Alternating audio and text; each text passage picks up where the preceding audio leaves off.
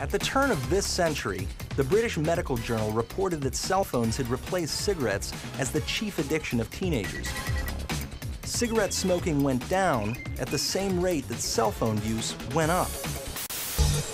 A 2012 International Times survey found that 1 in 5 people look at their cell phones every 10 minutes.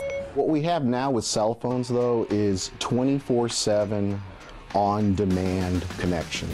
How many times do you guys check your cell phone throughout the day? Every 2 seconds. Yeah. I'll check just in case, even if I didn't hear it. Every 5 minutes at least, or I'll have a nervous breakdown and freak out. Chances are you're not surprised. One of the most dramatic changes to our daily life has been the explosion of cell phone technology and how it is revolutionizing every area of our life. What does the Bible have to say about this transformational issue and how it's affecting all of us every day?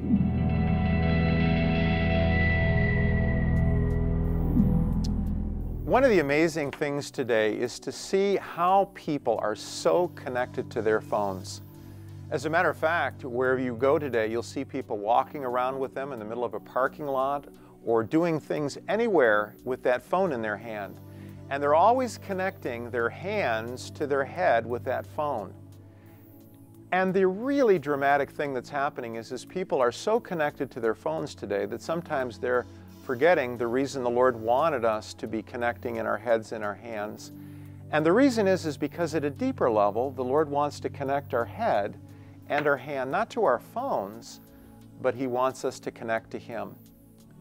And in the Old Testament, in the book of Deuteronomy, the Lord had the whole idea of a cell phone already planned in a certain way. Hear, O Israel, the Lord our God, the Lord is one. Love the Lord your God with all of your heart, with all of your soul, and with all of your strength. These commandments that I give you today are to be upon your hearts. Impress them on your children. Talk about them when you sit at home and when you walk along the road, when you lie down and when you get up.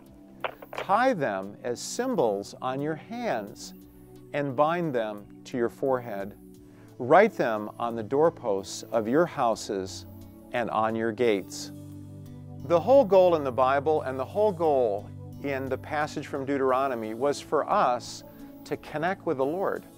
Not just to connect with our phone or maybe to connect with our friends, but to use our head as well as our hands to connect to Him.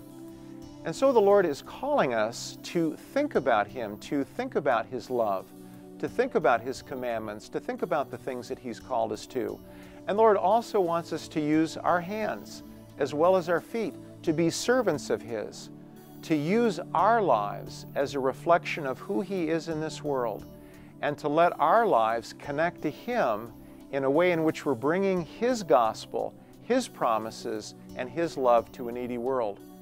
And so as we're thinking about today who and how we're getting connected, let's all go back to the Lord and get connected to Him in a new and transforming way.